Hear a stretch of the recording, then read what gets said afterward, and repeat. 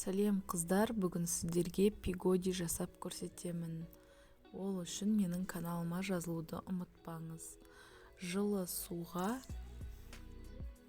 қант, пістемай, аштықы, тұз барлығын салып араластырамыз. Үстіне електен өткізілген ұнды саламыз. Барлығын жақсылап араластырып, жұмсақ қамыр илеп аламыз. Қамырды илеп болғаннан кейін ыдысымыздың астына май жағып, қамырды салып, бетін пищевой пленкамен ораймыз және қалыңдау матаға орап, 1 сағатқа қалдырамыз. Қамыр ашығанша салмасын дайындаймыз. Пиязды майдалап, кубиктап турап аламыз. 40 қабатты да солай тураймыз. Енді қызып тұрған табамызға майды құйып, пиязымызды сарғайғанша қуырамыз. Пияз қуырылғаннан кейін тартылған етімізді саламыз.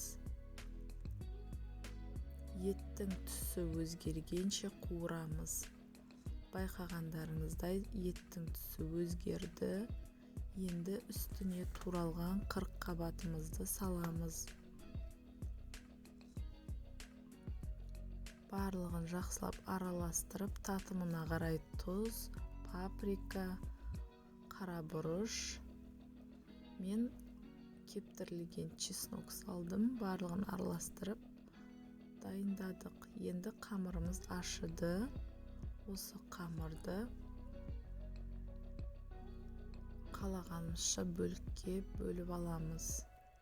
Егер үлкендеу болғанын қаласаңыз, 14 бөлікке бөліңіз. Мен 25 бөлікке бөлдім.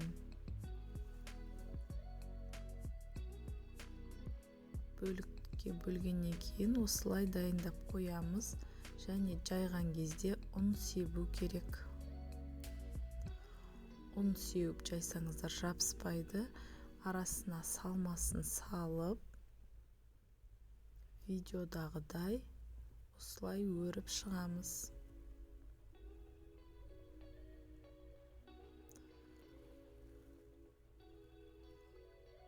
Жақсылап қысыңыздар, ашылып кетпеуі керек.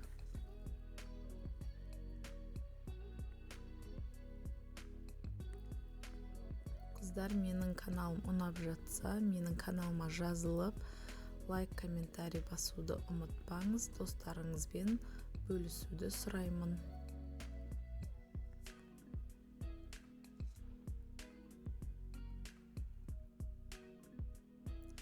Барлық пигодиімізді осылай түйіп болғаннан кейін 15 минутқа бетін жауып қойып қоямыз.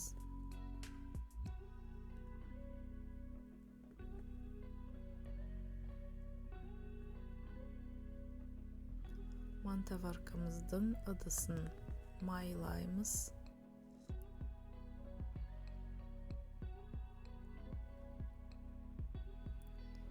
Дайын болған пигодиларымызды бірін-бірінен алшақтау етіп саламыз. Біздің пигодиларымыз әлі көтеріледі, сол үшін бірін-біріне жабысып қалмау керек. 25 минутта пісіп шықты біздің пигодиларымыз. Бетіне осылай сәбіз салатын салып ұсынсаңыздар болады. Баршаңызға ас болсын.